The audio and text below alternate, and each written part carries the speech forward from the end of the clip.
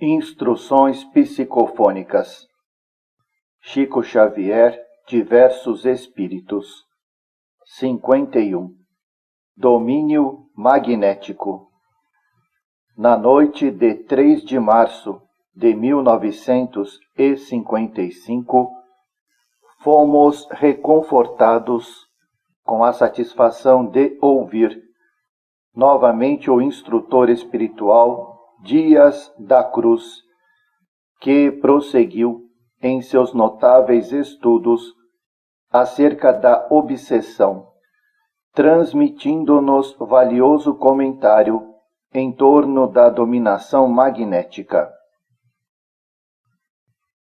Prosseguindo em nosso breve estudo acerca dos fenômenos de obsessão, convém acrescentar algumas notas alusivas à dominação magnética, para compreendermos com mais segurança as técnicas de influência e possessão dos desencarnados que ainda padecem o fascínio pela matéria densa, junto dos companheiros que usufruem o equipamento fisiológico na experiência terrestre.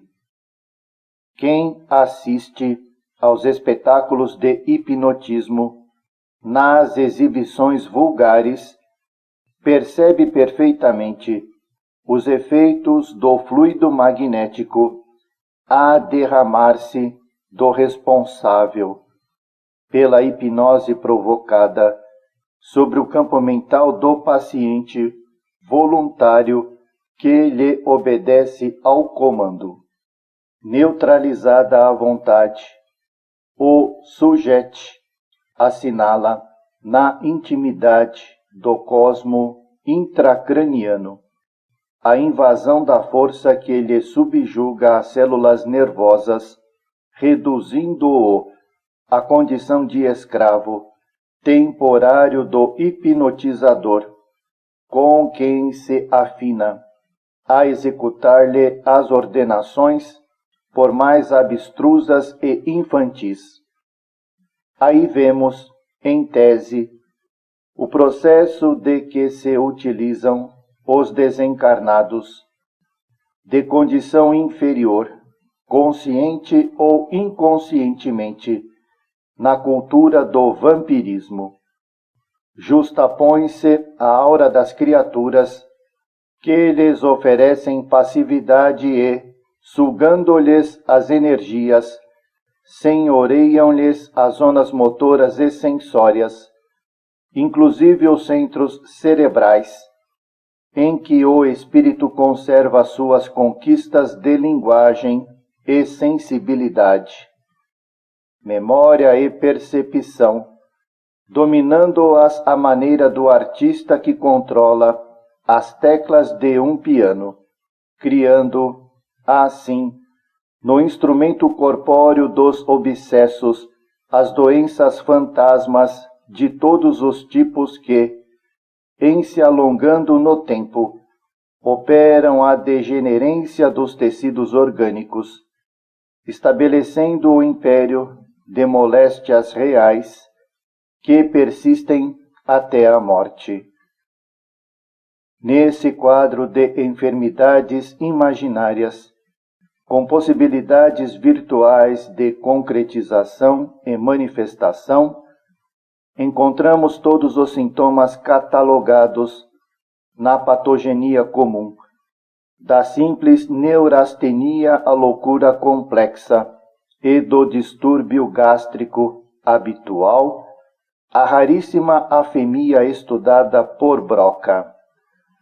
Eis porque, respeitando o concurso médico, através da clínica e da cirurgia, em todas as circunstâncias, é imprescindível nos detenhamos no valor da prece e da conversação evangélica, como recursos psicoterápicos de primeira ordem, no trabalho de desobsessão em nossas atividades espíritas. O círculo de oração projeta o impacto de energias balsâmicas e construtivas sobre perseguidores e perseguidos que se conjugam na provação expiatória, e a incorporação medianímica efetua a transferência das entidades depravadas ou sofredoras, desalojando-as do ambiente ou do corpo de suas vítimas e fixando-as a prazo curto na organização fisiopsíquica dos médiuns de boa vontade, para entendimento e acerto de pontos de vista, em favor da recuperação dos enfermos, com a cessação da discórdia, do desequilíbrio e do sofrimento.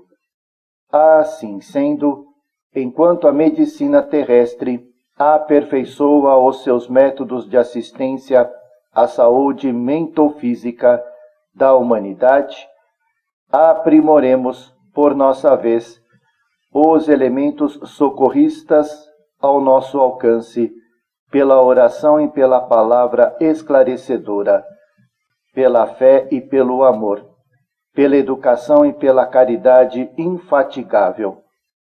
Lembremo-nos de que o Evangelho, por intermédio do apóstolo Paulo, no versículo 12 do capítulo 6 de sua carta aos Efésios, nos informa com justeza: não somos constrangidos a guerrear contra a carne ou contra o sangue, mas sim contra os poderes das trevas e contra as hostes espirituais da maldade e da ignorância nas regiões celestes. Não nos esqueçamos de que a Terra se movimenta em pleno céu e todos nós, em nossa carreira evolutiva, nas esferas que lhe constituem a vida, estamos subordinados a indefectíveis leis morais. Francisco de Menezes Dias da Cruz. Doutor Francisco de Menezes Dias da Cruz, médico, presidente da FEB, de 1889 a 1895. Desencarnou em 1937. Instruções psicofônicas. Chico Xavier, diversos espíritos. 52. Uma despedida. Em nossa reunião da noite de 10 de março de 1955, por permissão de nossos benfeitores espirituais, no horário dedicado às palestras dos instrutores, o amigo desencarnado, que conhecemos por José Gomes, ocupou a organização psicofônica, falando-nos de sua penosa experiência no além. Nosso visitante, há seguramente 2 anos, passou pelos serviços assistenciais de nossa agremiação, desorientado e aflito, voltando até nós, agora calmo e consciente, para relatar-nos sua história, por intermédio da qual nos faz sentir toda a gama de sofrimentos em que se enleou, depois do homicídio em que se comprometeu na terra. Uma despedida oferece-nos amplo material para meditação e para estudo. Trazido até aqui por devotados benfeitores, venho agradecer-vos e despedir-me. Há quase 2 anos, fui socorrido nesta casa, fazendo-se luz nas trevas de minha alma. Eu era então um assassino que por 50 anos padecia no ergástulo do remorso, crendo preservar a minha felicidade, apunhalei um amigo, instigado pela mulher que eu amava e apoiando-me na desculpa de legítima defesa, consegui absolvição na justiça terrestre. Contudo, que irrisão! O homem que eu supunha haver aniquilado, mais vivo que nunca, prendeu-se-me ao corpo e em poucos meses sucumbi, devorado por estranha moléstia que escarneceu de todos os recursos da medicina. Ai de mim!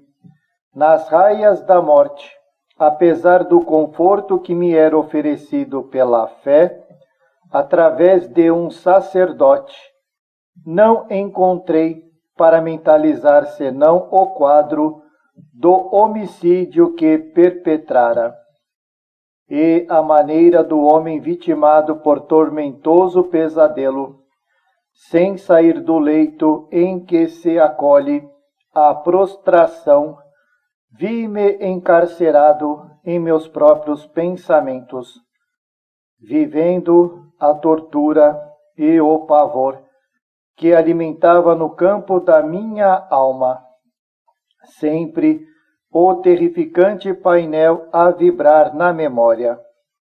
Um companheiro infeliz, suplicando indefeso: não me mate, não me mate. A presença da mulher querida, os gênios do crime a gargalharem junto de mim, e a calma impassível da noite, com a minha cólera insopitável, a descedentar-se num peito exangue e aberto. Em me cansando de enterrar a lâmina na carne, sem resistência, arrojava-me ao piso da câmara iluminada, mas a onda esmagadora de sangue levantava-se do chão, tingindo paredes, afogando móveis, empapando-me a vestimenta e, quando me sentia semi-sufocado, eis que me erguia de novo para continuar no duelo indefinível. Se tinha fome, mãos invisíveis ofereciam-me sangue coagulado. Se tinha sede, davam-me sangue para beber. Era dia? Era noite? Ignorava. Somente mais tarde, quando amparado pelas palavras de esclarecimento e de amor dos nossos benfeitores, por vosso intermédio, vim a saber que o inimigo se contentara com o meu cadáver, e que eu não vivia senão minha própria obsessão, magnetizado por minhas ideias fixas, jungido ao pó do sepulcro durante meio século, recapitulando quase que interminavelmente o meu ato impensado, circunscrito à alcova fatídica que jazia em minhas reminiscências, passei da extrema cegueira à desmedida aflição. Existiria realmente um Deus de paz e bondade? Bastou essa pergunta para que réstias de luz se fizessem sentir em meu espírito entenebrecido, como relâmpago em noite de espessa treva. No entanto, para chegar à certeza de Deus, precisava de um caminho. Esse caminho era ela, a mulher amada. Queria vê-la, ouvi-la, tocá-la. E tanto clamei por isso que, em certa ocasião, senti como que uma rajada de vento forte arrebatando-me para o seio da noite. Carregava comigo aquele fatal aposento, contudo, podia agora respirar a brisa refrescante entre as sombras noturnas que filtravam de leve as irradiações da lua nova. Mais ágil andei apressadamente. Onde estaria ela, a mulher que estava em mim? Favorecia-me o sopro do vento e, a minutos breves, alcancei pequeno jardim, vendo-a sentada com uma criança ao colo. Ah, somente aqueles que sentiram na vida uma profunda e irremediável saudade poderão compreender o alarme de meu espírito naquela hora de reencontro. Mas, assim que me percebeu, conchegou a criança ao coração e fugiu espavorida. Eu devia ser aos seus olhos um fantasma repelente a regressar do túmulo. Persegui-a, porém, até que a vi penetrando um quarto humilde. Observei-a ajustando-se ao corpo de carne, tal qual a mão encicolando a luva. Entendi, sem palavras, a nova situação. Enlaçada a um homem que lhe partilhava o leito, reconheci, sem explicações verbais, que o filhinho nascituro era meu velho rival e que o homem desconhecido era-lhe agora o esposo, outro adversário que me cabia vencer. O ódio passou a estourar-me o crânio. O cheiro acre e fedentinoso de sangue novamente me ensandeceu. Beijei-a, delirando em transportes de amor não correspondido, e consegui instilar-lhe aversão pelo marido e pelo filho recém-nato. Queria matá-la. Desejava que ela vivesse novamente para mim. Pretendia sugar-lhe os eflúvios do coração. E, durante muitos dias, permaneci naquela casa, desvairado e irresponsável, envenenando a própria medicação que lhe era administrada. Consegui dominá-la até o dia em que foi conduzida a um círculo de orações. E, nesse círculo, vossos amigos me encontraram.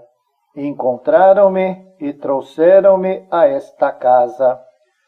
Com os ensinamentos que me dirigiram, a câmara do crime desapareceu de minha imaginação.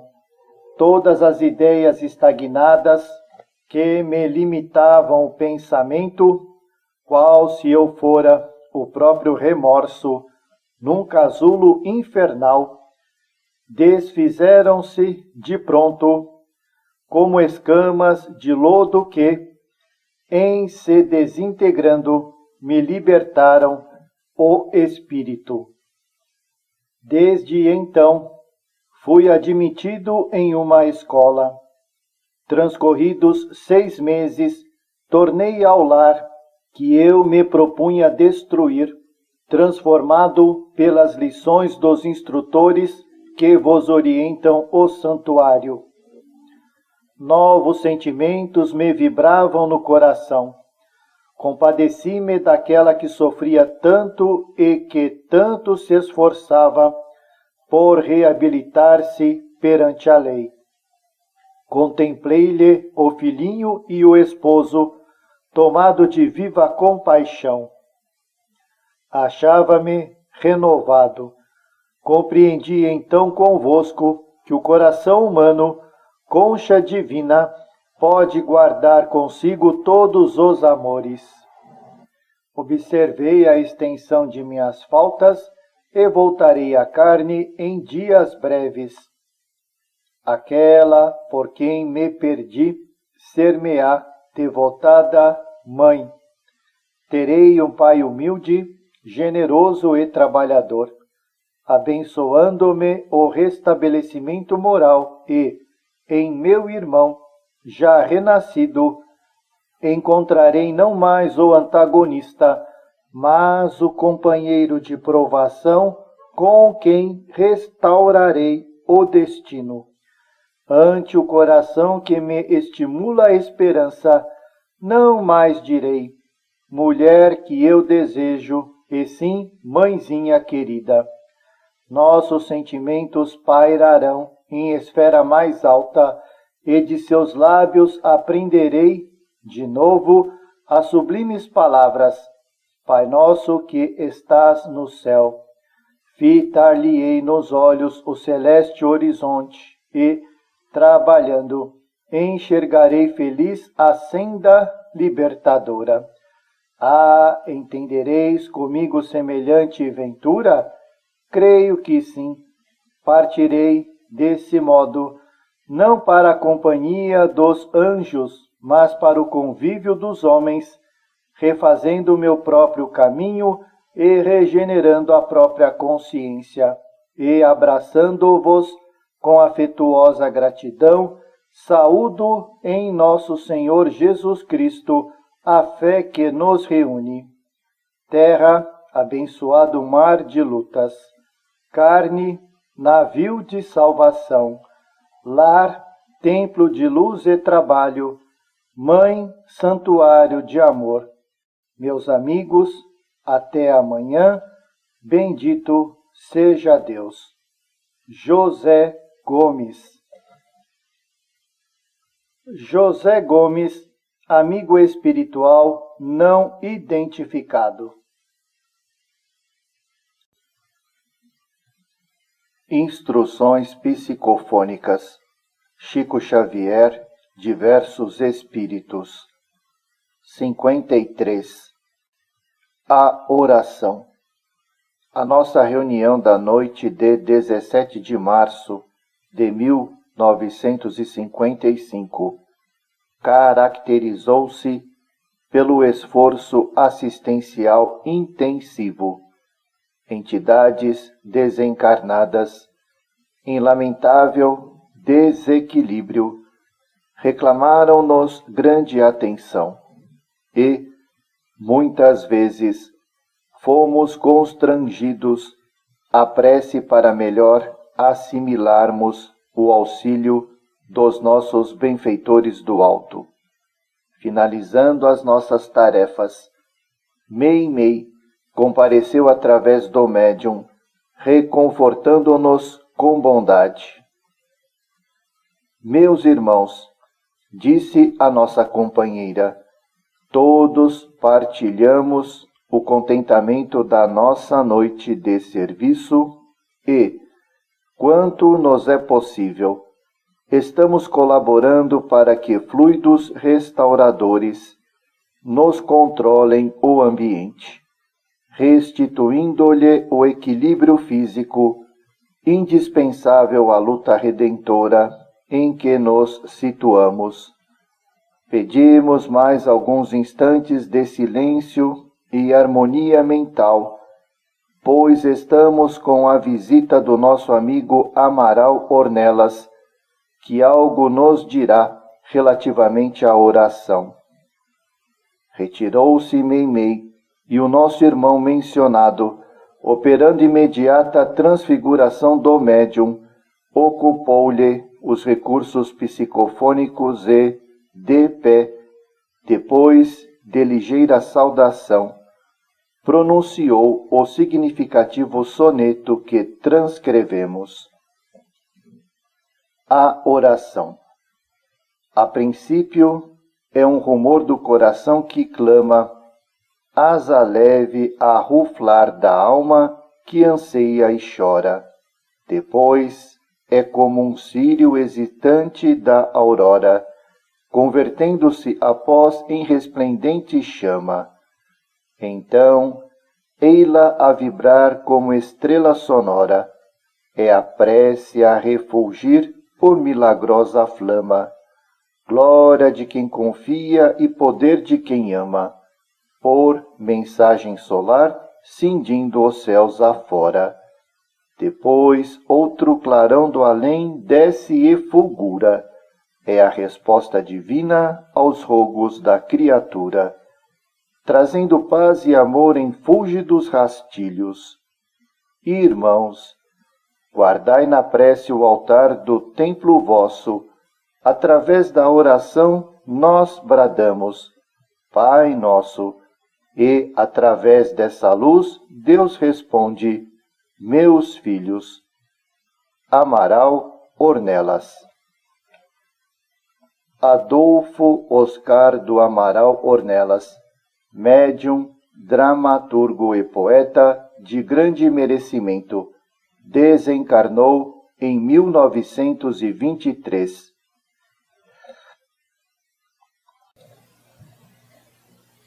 Instruções psicofônicas. Chico Xavier, Diversos Espíritos. 54. Concentração mental.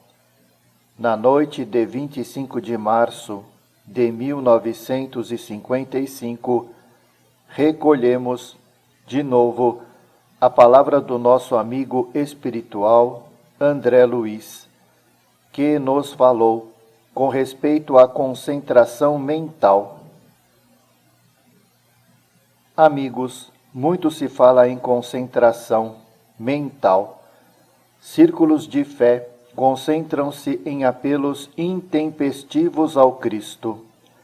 Concentram-se companheiros de ideal, com impecável silêncio exterior, sustentando inadequado alarido interno. No entanto, é forçoso indagar de nós mesmos que recursos estaremos reunindo. Simplesmente palavras ou simplesmente súplicas? Sabemos que o justo requerimento deve apoiar-se no direito justo. Situando a cabeça entre as mãos, é imprescindível não esquecer que nos cabe centralizar em semelhante atitude os resultados de nossa vida cotidiana, os pequeninos prêmios adquiridos na regeneração de nós mesmos e as vibrações que estamos espalhando ao longo de nosso caminho. É por isso que oferecemos despretensiosamente aos companheiros alguns lembretes que consideramos de importância na garantia de nossa concentração espiritual. Primeiro, não ouvide, fora do santuário de sua fé, o concurso respeitável que compete a você dentro dele. Segundo, preserve seus ouvidos contra as tubas de calúnia ou da maledicência, sabendo que você deve escutar para a construção do bem. Terceiro, não empreste seu verbo a palavras indignas, a fim de que as sugestões da esfera superior lhe encontrem a boca limpa. Quarto, não ceda a seus olhos à fixação das faltas alheias, entendendo que você foi chamado a ver para auxiliar. Quinto, cumpra o seu dever cada dia, por mais desagradável ou constrangedor lhe pareça, reconhecendo que a educação não surge sem disciplina. Sexto, aprenda a encontrar tempo para conviver com os bons livros, melhorando os próprios conhecimentos. Sétimo, não se entregue à cólera ou ao desânimo, à leviandade ou aos desejos infelizes, para que a sua alma não se converta numa nota desafinada no conjunto harmonioso da oração. Oitavo, caminhe no clima do otimismo e da boa vontade para com todos. Nono, não dependure sua imaginação no cinzento cabide da queixa e nem mentalize o mal de ninguém.